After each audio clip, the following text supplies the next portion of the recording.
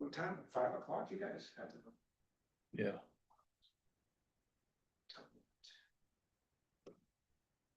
Why am I? That's not good.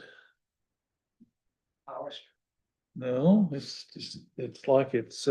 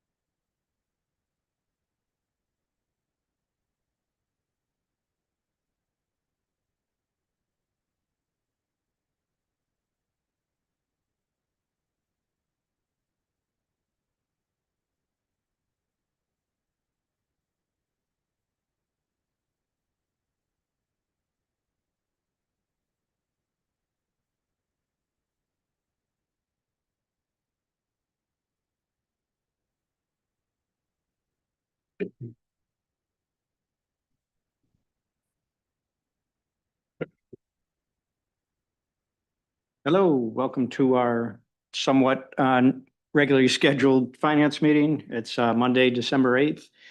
We are meeting a little bit off cycle here to work on the what we need to set up for the bond issues. So I'd like to call this meeting to order. And if we can list who's present. John Anderson. Karen Shoup, And Larry Kane. And we need a motion for the approval of the minutes from the October 9th meeting. So moved. second. Any discussion on that? All those in favor? That's unanimous. And our first order of business is a discussion on possible action relating to the 2026 bond issue, Series A and B. Great. Just first housekeeping, I think you might hold a record for the committee to meet the first or the earliest after reorganization. So I do very much appreciate you agreeing to hastily finding a date for this. We just thought it'd be really helpful for staff and maybe for your awareness to have an opportunity for a bit more of a conversation around some of the intricacies of bond issue and why we're structuring this the way we are. This one is a bit different in that it's larger than our normal kind of annual borrowing. And it also kicks off the school borrowing. And though we can certainly change things as we go forward, we do anticipate probably 3 more borrowings, much bigger ones to finance the construction. And we can modify those each and every time. But I think we're trying to set ourselves up for some structure in that regard. So with that, I'll turn it over to Norm in terms of the details of this bond issue or these series of bond issues and why we're proposing it the way we are. Thank you, Tom. As I mentioned last Wednesday, we're splitting the bond issue into 2 series. Series A is the regular annual CIP funding, where we pay ourselves back for the capital projects that we've spent out of the general fund here to date. And that amount is the 12 million that you see on the project list there. 12,947,887 to be exact. The flavor of the list of projects,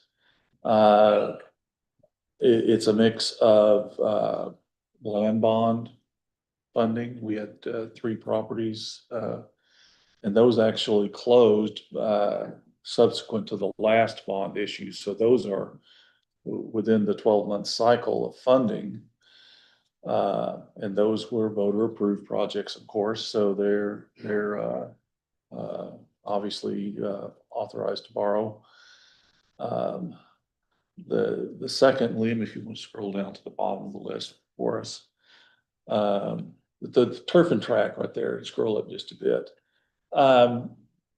So that was originally authorized as a 2021-22 project. It went out for bid.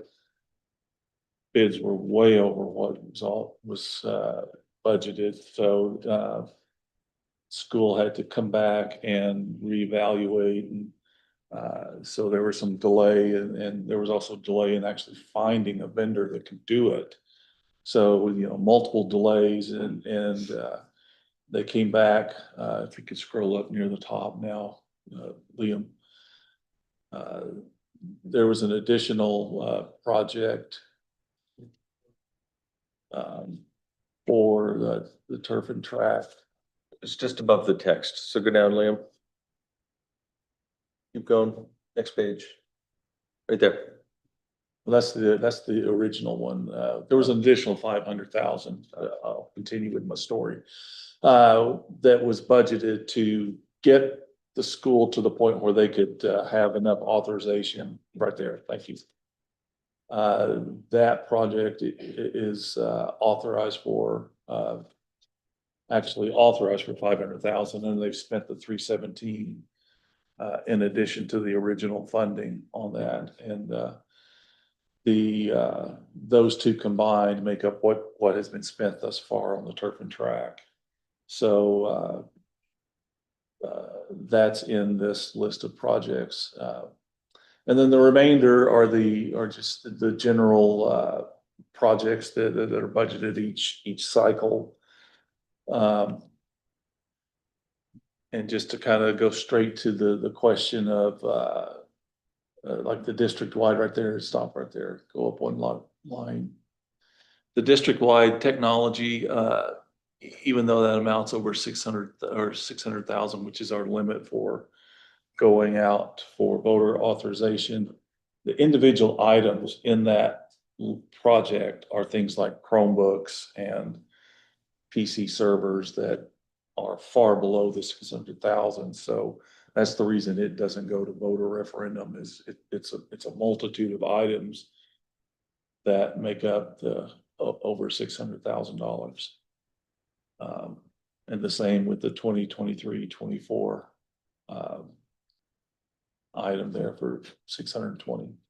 Road projects by definition do not require a voter referendum, so that's the background on those. And the lengthy list of projects is a reflection of delays on actually getting the money spent on the project for various reasons, like coming out of the supply chain issue, delays with supply chain, and just getting the project scheduled with vendors. So those are the reasons that we end up with an almost $13 million CIP list this time, compared to our goal of being in the 4 to 5 million annually. But they're all items that were in the various years' CIP budgets, so they're authorized to spend. And borrowing was designated as the financing source as part of the budget approval process. Right. Just on the Series A, to put maybe a finer point on it, of the 12.9, 4.1 of that is our town-related projects, whereas 8.8 are school-related, just if you're interested in that kind of breakout. And again, within that 12.9, 2.5 million are voter-approved dollars. That's two land projects and the turf and track project. Thank you. Question. So of these projects, some of these I recognize as things that are probably already complete. And some of these are maybe things that are getting completed in phases. Is that fair? So like when we look at some that have had authorization, like the PDE 6 taser replacement, it was authorized at 241,000, but we're only bonding 48. So is that because that's being done in tranches, or do we only need 48,000 to do what was the intent of that project? That's an evaluation I go through when I'm doing the projects, is which ones are ready to bond, and they may not be complete, but they have a somewhat significant amount spent against them. So that was put in there because it had nearly 50,000 spent against it, so wanted to replenish the general fund. I anticipate where your question's going, which is very often there's budget approval and bond authorization for an amount that once we go out and do the project or or buy the item, we don't need it all. And we have in the past and intend to do it again in the future, is come back to you and have you essentially rescind that bond authority. We don't need it anymore. It really doesn't have any practical effect on the bottom line, but I think it's good housekeeping. If not, Norm and his team are continually tracking that number, forever, and it will never be spent because the project's done. So the spreadsheets that support this work have all of that tracked in terms of what was authorized, what was spent. To your point, though, we have to go back to the department heads and find out specifically, is this project done? Or is there another phase that we're just not aware of? And that's a good example. Given the dollar difference, I suspect there's additional phases to come. Yeah. And that closeout process is kind of wrapped up in the annual audit process, where we're preparing capital projects, financial statements, there's an annual review to which projects can be closed out Mhm. and then those would go to the step of coming back as rescinding the bond We'll authorization. commit to this committee to bring, I'd like to say at the end of first quarter, but we'll be right in the thick of budget presentation. So by the end of second And a quarter, budget software implementation. by the end of second quarter, we'll come to you with a list of authorizations to rescind for your Yeah. consideration. And when we did that, was it 2 years ago, Karen, that you guys did that? It was when John Clucci. Yeah, Clucci was the driver. Yeah, at Would least that be three. three? Yeah. Okay. It wasn't And it was 3 years ago because I haven't been here 3 years. So you were here. It was one of the first things. It was one of the You first did. things I did. Yeah. Yeah. It was a lengthy list too, so I think we purged a lot. Yeah. This is just catching up with some of the stragglers and then what's happened since, frankly. Yeah. But we'll commit to bringing that action before you by the end of the second quarter this year, next year. I just had a question on, do you know if the school CIP list has been scrubbed at all for things, projects that may not get done because of the renovations and the new build? Not specifically related to the most recent voter approval, but that's a good question. I think there's a new analysis that needs to be brought. You know, one of the things that's always been challenging for us, I don't see it on this display, but you'll see these kind of generic like roofing. Mhm. Doesn't specify what it is, it's just a block amount. And that's a real challenge for finances because they're tracking that number, they're doing projects and Norm is kind of drawing against that authorization. And some of them are around for a decade, frankly, before they get done. We'd love to get away from that practice and have it more kind of very project specific. But the school's renowned, and in part, I understand, they've got several 100,000 square feet of building to deal with, roofs, flooring. They need to be continually making investment. So yes, I think we'll ask a very pointed question now with this authorization. Is there some of that that's going to be swept in as part of this project? Or more eliminated because, Right. you know, like at Eight Corners, to me, they shouldn't really be doing any capital improvement at this Agreed. point. And so that would be one Yep. maybe that was, We'll be very specific and pointed with them on that question. They're a partner in this review as well. They need to give us, their input. Okay. And just to put the final bow tie on this particular list of projects, the 2019 land bond is fully spent. And with this bonding, it'll be all the bond authorization will be fully bonded. And now we're starting on the 2024 authorization. The 6 million allotment. 6 million, yes. And so to transition to the B series, Just if I could on the land bond, I just want to make a point because I made this mistake. You will be intimately familiar because you've approved, a lot of these in fairly close succession. Many times the projects don't close for months and sometimes years after you provide authorization. So though it's fresh in our minds, like, oh, where's that project? We just approved it. We obviously it doesn't hit the books until it's closed and the money's spent. And so Yeah. I imagine there's 3 or 4 authorizations that you've given that have not, don't touch our financials yet because they haven't closed. So there's a lag there. sorry, thanks. B series is just the exact opposite of what we just talked about. We're advanced funding the spending on the project. I mean, there's been a little bit of spending for advisory services and the like, but Which was budgeted. the vast majority of this is going to be spent in calendar year 26 or architecture, engineering, design, soft costs, so to speak, to get us to the end of calendar year 26 and set us up for those next 3 tranches of borrowings for the construction phase. Since we're borrowing in advance, we've got to pay particular attention to arbitrage rules. I have no doubt that we will spend the entirety of this in the next 12 calendar months. And for arbitrage rules, you have to spend 90% of the borrowing in 18 months. So I don't see us as being at risk for having to deal heavily with arbitrage. It's just like, get it, we'll spend it. We separated it from the regular CIP because impact fee discussions, budgetary discussions, there's tentacles to times when you're gonna want information, debt and interest and principal and any other type of debt information that relates specifically to the school. And by separating this out, you've got a clear delineation of this bond relates to this school project, and it's not intermingled with the regular CIP. And anybody that follows me or Donna, when they go back to do research after we're all retired, will thank us that we did this. That would also come into effect kind of with the calculations around the impact fees as well, right? Would be able to clearly say how much was spent. Exactly. Mhm.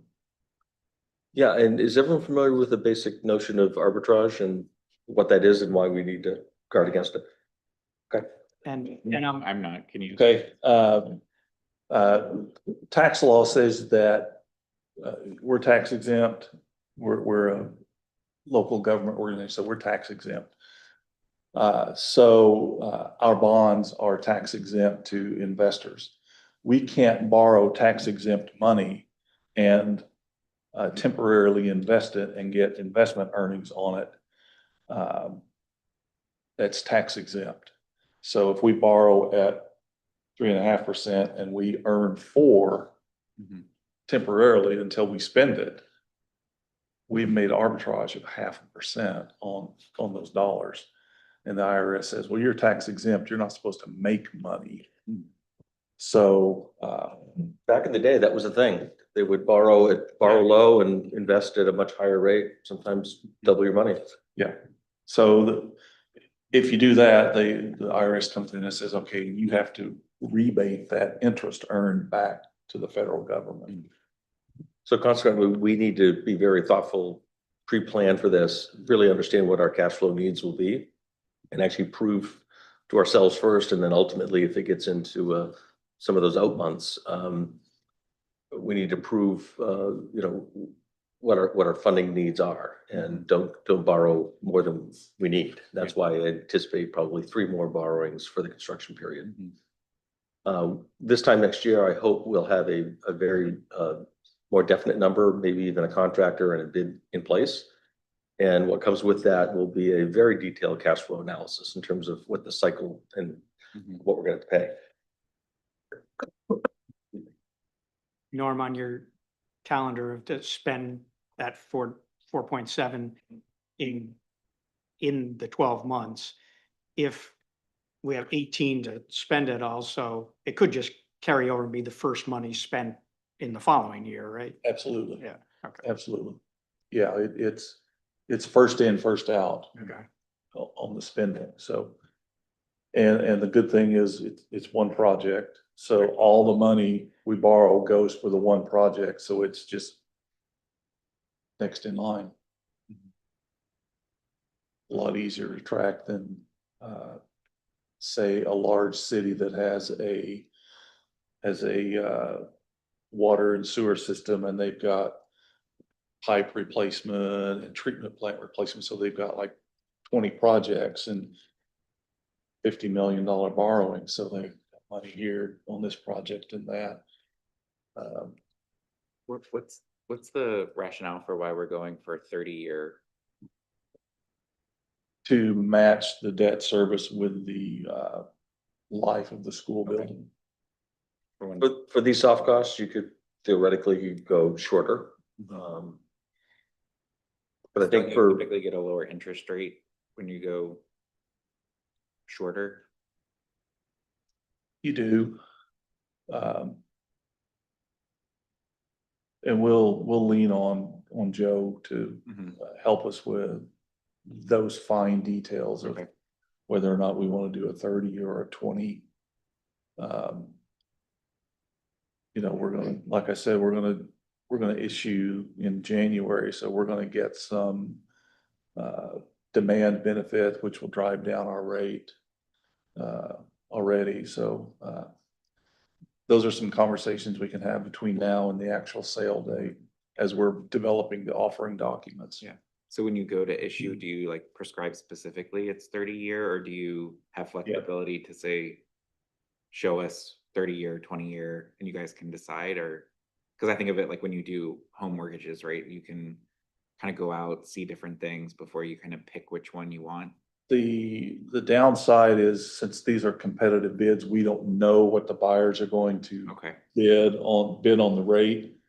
We kind of have an idea by looking at the treasury bonds and say, okay, well, historically, we've been 70 basis points or so less than 10-year treasuries, and we can get a fair estimate of what we think the rate's gonna be, but until those bids are open on the sale day, we don't know. And this is a competitive sale, so we issue what's called an official statement. So we said, here we are, here's our credit rating, here's our list Yeah. of projects, here's what the maturity. So because we're looking for- because it's a competitive sale, open market, we have to make some of those decisions Mhm. up front, like 20-year, 30-year. Alternatively, you could go through a negotiated sale where you find an investor and negotiate a package that makes sense for both. Yeah. By our fiscal policy, we go by competitive sale. Okay. And we've usually had 6 to 8 bidders. Yeah. So That's good. And that's, You typically get a better rate on a competitive sale than a negotiated sale. Mm. and that's one, I don't know if underwriter is the right term there, but that's one company that's buying the entire issue and then they're reselling it individual or, Correct. Exactly. yeah, okay. We award the sale to the lowest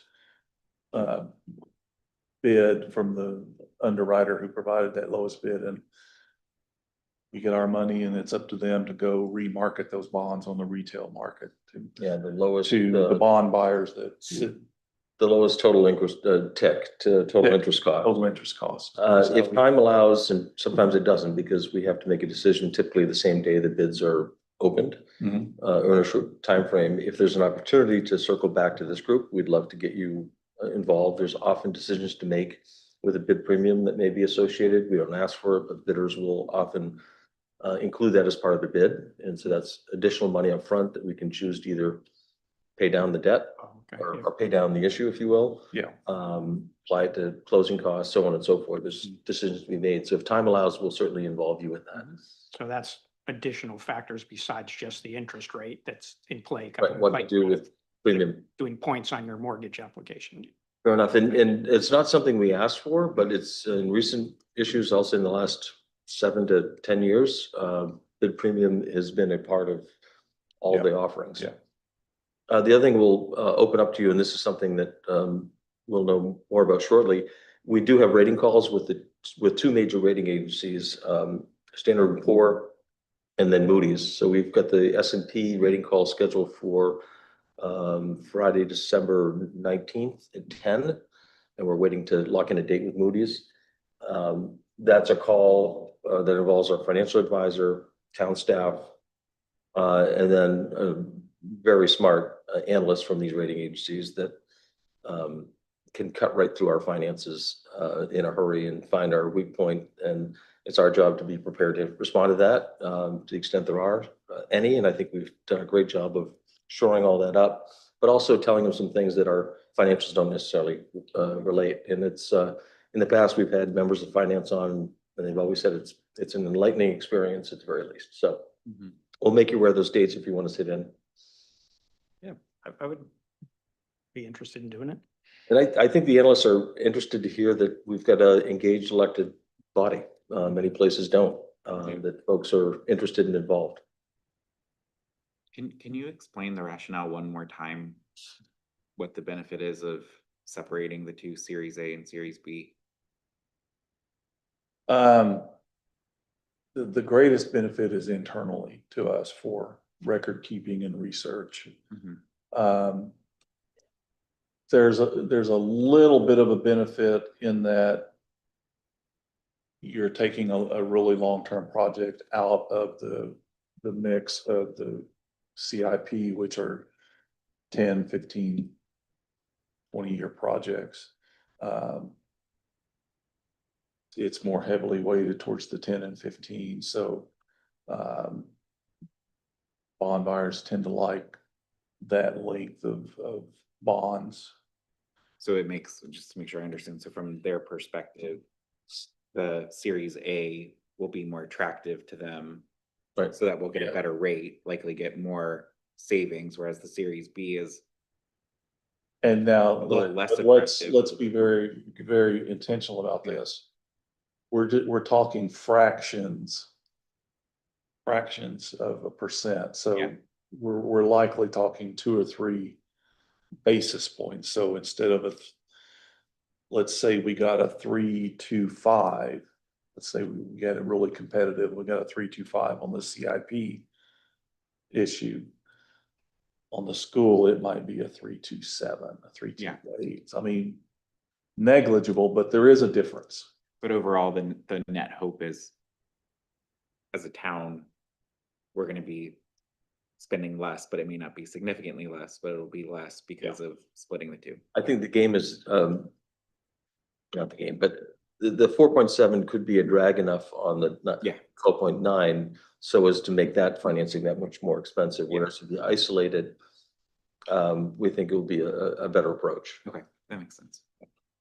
That's what I was looking, like the financial, like, why financially for the town is this good, and that makes sense. This time next year, when we're talking about borrowing 30 to 50 million, for all I know, to finance a year's worth of full construction, it's gonna be more important. Yeah. These conversations. So again, this is a warm up to the Yeah, real one. I would note that in the, we've done a really good job of spending down or buying down our debt. John, you'll recall, and Karen, I'm sure you will too, legitimate concern by many of you and residents of our overall debt load, that we were consistently above 100 million, and that was true. In fact, I think we're creeping up to 120 at one point. We're now down to 71. So we've carved out some space for this to occur.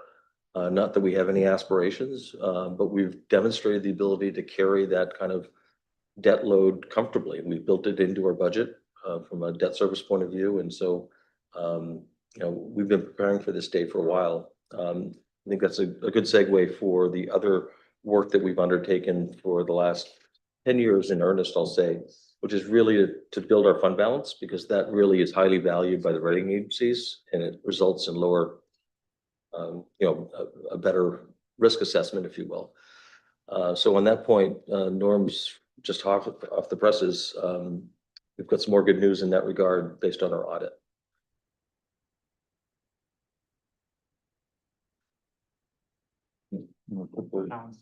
Fund balance schedule. Just let me know, Karen has to go. I just want, our last item is reaffirming our standing meeting dates, and Yeah. I've already discussed with Karen. She's fine with what we're doing, so we'll It's the second Thursday at 5. Yes.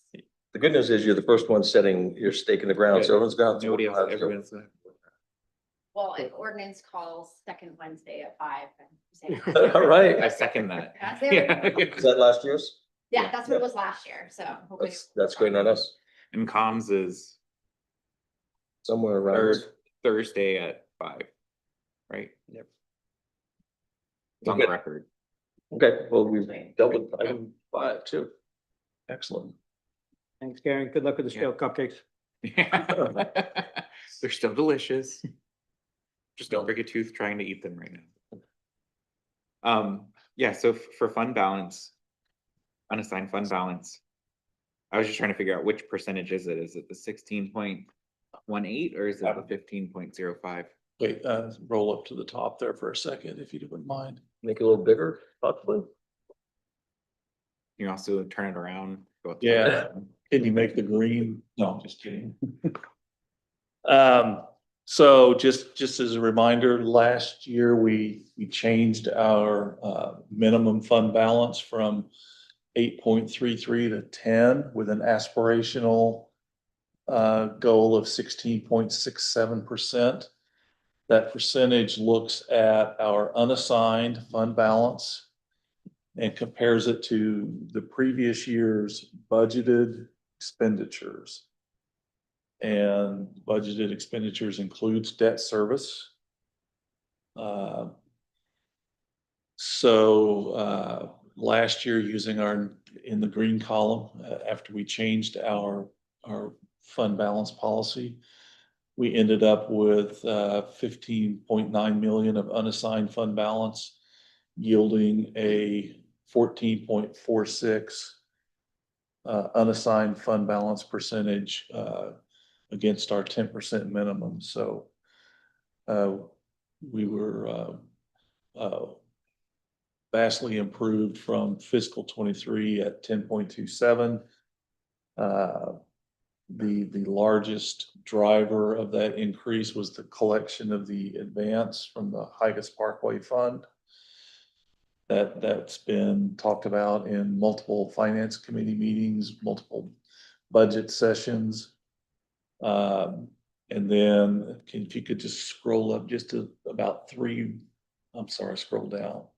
There you go, bring that table right there. Right there, the projection was, we were going, and the projection and the reality is we did collect the remainder of the advance on the Higas Parkway TIF in fiscal 25. That collection went straight to unassigned fund balance. And that coupled with our operations result for the fiscal year, our unassigned fund balance increased to 18,802,000 on budgeted expenditures from the prior year of 116 million, yielding us with a 16.818% unassigned fund balance percentage. Almost to our aspirational goal of 16.67%. The table right below that was showing what we had projected our fund balance. Our projection last year was we would be at 1505, and we're about 16. So the good news train keeps coming. Now I'll give you the bad news. The easy part, we're at the end of the easy part. Yeah. We fully collected the Higas Parkway advance, so improvements from then on are going to come from operations and budget performance, reevaluation of what we put in assigned. And those are annual evaluations, our sick leave accrual and our unemployment and workers' comp reserves. Those are things that we evaluate every year. So, but a 16.18% fund balance. We've doubled it in 5 years, which is Amazing. remarkable. And Yeah. That's going to bode well for us when we have our ratings calls in 2 weeks. yeah, two things about that. The rating agencies have, particularly Moody's, is very interested in highly values unassigned fund balance. It's one of above all, that's the metric that they reward. And the Higas Parkway debt had been a drag for us forever. We finally have turned that corner and we've satisfied that deficit. But importantly, we've got a policy, and it's important to have one. It's equally important to follow that policy. And not only do we have a policy, we've actually increased our own standard. We've made it harder on ourselves, and then continually showed positive performance to that, almost meeting it in the first year we upped it. So all of that's going to bode very well. In fact, that's why we get a ratings upgrade last year for Moody's. I think it's going to be exceedingly difficult to get further upgrades, frankly. I would not expect one from Moody's.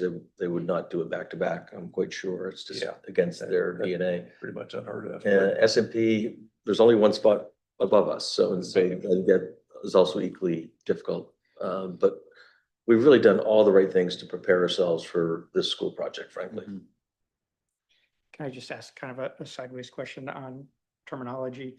So that Higas revenue goes in as unassigned, but technically it still falls under the spending rules of the TIF? Nope. Well, yeah, Meaning that was a what? qualified use of that Yeah. TIF, yeah. Okay, Yeah, to oversimplify it, the town, for the Hikes Parkway fronted 10 million bucks or so to put in infrastructure. With the hope and expectation and set up a TIF structure, the hope and expectation that development would follow, tax would be paid, and we'd pay that at debt service with additional tax, TIF revenues. Well, for a decade or better or longer, nothing materialized. And so that debt was still due, we paid it, and so we tracked it as a deficit. The general fund kind of carried it. okay, And then we finally see the development. Really, the turning point was the Gateway project up there. That Mhm. was the thing that really turned the fortunes. There's been some other stuff since, and have been able to chip away over about a 3 to 4 year period. This FY25 being the final, have finally satisfied that what was almost a $3.5 million deficit in the end. That was a lesson learned, and let me sidetrack for a second. When we sat down and had the CEA discussion with the Downs project, we said, no way will we ever assume the upfront risk. If you want to make the investment, we'll help you on the back end, what you produce. But we learned our lesson that, don't assume the risk because you're responsible for it. right. Yeah. And hard to predict the market, right? Right. Yeah. So for the unassigned fund balance, well, I agree we want to keep it high, but with the school project being big and for tax rate stabilization, I can't recall in the policy, do we allow the council to use any of that money towards tax relief? So I'm thinking like, say we want to keep it at 16% over the next 4 years, as opposed to trying to get to 16.67, still do the things, Tom, that you said that we want to do to grow it with the intent of using any incremental growth above 16% to pay or to try and reduce the tax burden. I Is think it would that, require a policy change. I think the way it talks about any excess beyond the upper threshold, Yeah. 6.6, I think now is as it go to a capital reserve fund to basically fund projects as you go, as opposed to financing. yeah, So you could modify your policy to say that's an option, but another one is to use for tax relief. yeah, And that would be basically budgeting fund balance as a revenue in your budget process. Yeah. That would have the effect of reducing your tax rate. I think that would be a good conversation to explore. Like I think it's great to keep it at 16.6% as our target goal, but knowing the next 3 years are going to be big, if there's a way we can, even if it's tiny, continue to give back to the community a certain amount, that may be worth exploring as a means to kind of offset the total cost of the project and how it's going to impact taxpayers, which we haven't really talked about. I know in the past when we've talked about using unassigned fund balance, this was though when it was at like 10.2%. I think we were kind of wishy-washy as a council, but we also didn't have a huge school bond coming at the time. So if you're up to it, I think it would be good to explore as part of the next finance committee to say, okay, we're at 16.18. As Tom said, it's going to be really hard to get to that 16.67 at this point. We still want to do all those things, but anything above 16, do we want to say we reserve the right at the budget cycle to decide whether we want to use that as a tax rate stabilizer, especially in these first 3 years of the bonding of the school project? Yeah, I agree with that wholeheartedly. And we've talked about some other ways. I think every lever we can pull about Yeah. lowering that impact is, for me, I felt like as we went through the school project, some of those things we communicated to the Mhm. community that we would make these efforts. So I think we need to follow through on it where we can. Yeah. Yeah. At least just explore to see if it's worthy to change the Right. policy and Right. if the council wants to do it again. I'm assuming our financial advisor would say, no, keep it at 16.67, don't change it, which I think also makes sense. So it's really just worth debating and seeing if it makes sense or not. I think we've had positive budget performance, meaning we've either taken in more than we expected or we spent less than we anticipated. So I have no, I don't want to predict the future, but I think we can probably attain that 16.6. So if what we're doing is just talking about anything above that threshold, Mhm. And I would recommend that you don't remove the option of funding or creating funding capital reserve accounts as well. Just give yourself additional options. Yeah. And what could happen on an annual budget process is we know what that dollar amount will be that is above that threshold, Mhm. and run the numbers and show you what effect. It might have a penny difference on your tax rate, and you may choose it's just not worth it. Yeah. I will say back in fiscal year 2010, the council at the time was really afraid about the recession of 08, and it was still fresh enough in uncertainty. That council chose to use fund balance to make certain there was no increased taxes that year. That made sense to them at the time, given the uncertainty. We've been digging out from that in large part ever since. But I'm not questioning their wisdom at the time, but that's fully within your control. But you're saying also to not try to stay with the 6.7 as the target, in that, for the same reasons you were just talking about, how the rating agencies may look at that if you kind of get there and then start pulling back down from it. Yeah, once we're there, I think it would be a mistake to go backward, at least while we're doing borrowing for the school project. I think we need to be there. 16.6 is kind of the recommended amount and up. And so I think anything less than that will probably catch their attention. Yeah. And we've just been so regimented and diligent about getting to where we are. I'd hate to, in a moment's That's right, notice, yeah. to start going backward. But I think giving yourself that flexibility makes a lot of sense. And I think that's really what we're talking about, is just adding in the flexibility, not Yeah. necessarily even targeting it. You can bring back an amendment for your consideration at your next meeting if you like. Okay, that good? Do we need to vote on that? And just one additional comment on that. The 16.67 is a GFOA best practice target, which represents 2 months worth of expenditure. So Okay, uh, so that didn't come That- out of just thin air. I mean, it was Yeah. an accounting standard. right. And so that gives you the cushion to withstand 2 months while you reconfigure and pull your levers to adjust your spending if you run into turbulent times. And there's some towns that are up in the mid-20s, which I think is too high. That means you're raising more through taxation than you need to run your operations. And so I think, we're finally reaching that where we need to be, but I don't know that we need to go much higher. And then just for visualization, I put a graph up here that shows the red line is our minimum fund balance policy, and in the blue shade is the actuals over the last 5 years. So I don't know that we need an action. We just want to make sure we had the chance to have a little more in-depth conversation. I mean, if you want to endorse this or have a recommendation that this should be approved based on how it went through at first reading, I'm not sure if that's necessary. But I think there's comfort that your colleagues will hear that you've had the time to spend a little more in depth around these issues, and you think it's advisable that we move forward as proposed. Mhm. That's fine. Do you want to make a motion to recommend this to the council for approval at second reading? Sure, yeah. I make a motion for the finance committee to recommend this for approval at second reading. Second. All those in favor? Great, thank you.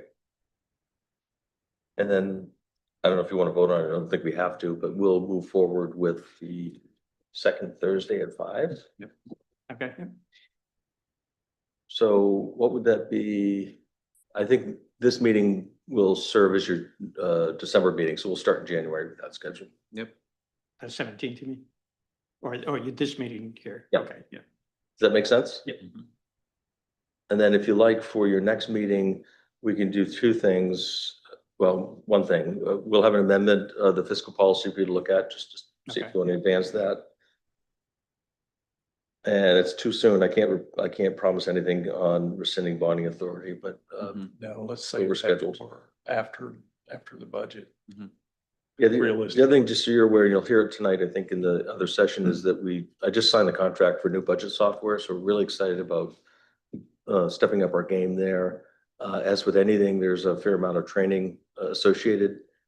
I'm a little concerned about us being able to get adequate training and be able to use it to its full effect anyway for this budget year. So that's going to be something we're going to be really working hard on over the next 6 to 8 weeks, just to see if we can get enough training in place that we can actually put it to practice. Hmm. If not, we've got a very sound system that I think will serve us well if we had to. We did get an email in from a resident today asking about how the town will track the contingency funding for the school, knowing that it's gonna be a big dollar amount. I'm just curious, like when we did public safety and other big projects and we had a contingency, like what role, if any, did the finance committee play in terms of monitoring expenditures of the project? Or is that gonna be within scope of the new post approval building committee? Yes, to some degree. I mean, I'm attending, so I'm the liaison for the council to that. And I think there's a conversation to have that in the beginning, should there be a target around, only spending 15% of that contingency, knowing that they have that freedom, but at least some target around that. I'm not quite sure around how the school finance officials have control over that versus town. Yeah, we should map that out pretty carefully. I'm trying to think how we did that with Wentworth. I think you're right. The new building committee has some authority related to budget. I think for me, it's gonna be really interesting. There's, there's a fair amount of costs built into that estimate that we have approval for based on kind of escalation of costs, materials and labor. It is very likely, we'll know when we award bids, we may have to use a big chunk of that just to award the base bid. And then with any construction project, particularly one like this, where there's actually 4 different projects, things will come up. Yeah. We're unanticipated. And so hopefully there's some additional contingency. There typically is a protocol that when contingency needs to be used, there's some sort of vetting process as to justifying why that's so, and some approving authority that will grant that use of contingency. Right. I think overall that contingency, it may not have applied to every aspect of the project, but it was 25%, I think, or something. Yeah, there were escalators built in just because some of this project is 4 years from where they're estimating from. So they built in some, inflationary escalators. And then I think there's traditional percentage of contingency built in as well. I forget what that number is. It's usually a percentage. It's 8 to 10% of the project costs. That's typically the stuff that you would need for the unknown once you get underway. And I think we should guard against kind of the focus on the needs, not those nice to haves, Yeah. right? Right. There's a tendency of, And, obviously it's out there public, what's been approved. Right. And so I don't, I never like that kind of, that it makes it seem like from a bidding standpoint, well, hopefully it's very competitive in the bidding environment. We did get some anecdotal information, a couple of the school projects that went to bid within the last couple of years had multiple bidders. It had been a couple of years ago that there was times where they only had one bid, and so that was a positive. Yeah. development. part of the problem is Saco just awarded contracts for 2 elementary schools just last week or 2 weeks ago.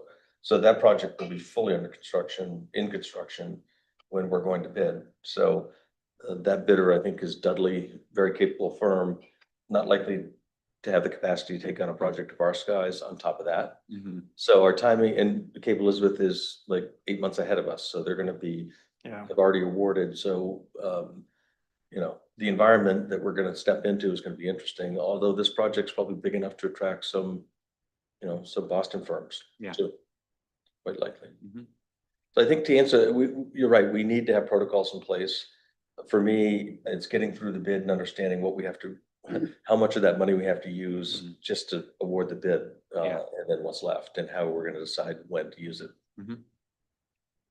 It made me think, I think your point earlier about the school revisiting some of their current CIPs to see, again, is probably another area that hopefully will produce some savings. I don't know if it'll be significant, but anything that they don't have to do because of this project. It was, in the estimating, there was some CIP money, kind of budgeted, Yeah. not that we're taking it away from a project that's not gonna happen, but just the annual CIP funding kind of, there was Mhm. some of the things that we approved had to do with assigning CIP money. An example was if in the elementary schools where they're renovating, where they're doing an addition on the school that obviously would be all new, and one of the aspects of that might be the flooring. Well, the flooring for the existing part of the school that's staying might come out of CIP, the funding to do that, because it's more of a renovation of the existing Mhm. school. But it was not binding by any means. Yeah. Right. Great. Good. Thank you for agreeing to meet on short notice. Yep. Thanks, that was Right. very helpful. Good. It's a perfect time to transition. Do we need to announce or actually vote on the schedule? I mean, I don't think so. okay. Should we do an audit update? Just the fact that we've got audit update scheduled for your next council meeting, the 17th. 17th, we'll have a workshop to present the audit. The audit report is currently in quality control, which as old timers would say, second partner review. So it's going to be close, whether it's going to be a final audit report or a really good final draft. So either way, our schedule is just fine. Our policy says we have to have it by December 30th. For the GFOA certificate award program, we have to file it by December 31. Our bondholder continuing disclosure requirements say to file it within 6 months after the fiscal year end. And that's not, that approval isn't actionable for the council, is it? If it's not complete on the 17th, it doesn't matter that we're not going to meet again before the 30th? No, the audit is not actionable. It's just it's a report to you all. It is required in our charter though, right? That we have it by, The charter says have it by December 30th, 180 days. Mhm. And that, again, that's another one of those policies that is written with guidelines from GFOA. And the practical aspects of that is to understand your financial position before we sit down and talk about budget for next year. So Right. in any event, we're well within, we'll have it in hand. And Yeah. not that it makes it acceptable, but we're still months ahead of where we used to be. It was it was April, May. April, May, in some cases, all the way into the summer, one case. So Yeah. we're under Right. Norm's leadership, we're in very good shape getting back on cycle. And our fund balance is up, Norm. Like, Yeah. you're just rocking it, man. There we go. Trying. Thank you Um, for everything. think of your next meeting in January, council will be doing its goals on the pump, correct? I don't have the calendar, but what's the date of the finance meeting, the second Thursday? Is it before or after that is my question? January, it would be on the 8th. Does it make sense for for finance to have some conversation around goals that That'd we be good. could, Yeah, you could then bring forward to the full body? So we'll just schedule as a discussion item. sure. Yep. Okay. And that may be true of a few committees. Probably should put that on the comms agenda Yeah. for, I mean, the value of that, at least three of you have vetted some ideas, so I think it make the full goal setting discussion a little easier because they're more refined and have some acceptance by at least three of you. Yep. Yeah. Okay. Well, we have two agenda items, and if there's others, we can add them as the day gets closer. Okay, thanks very much. all right, I motion to adjourn. Second. On sale results. All those in favor? All right. So now we go to public safety. Yes. but- There's pizza and salad waiting to share.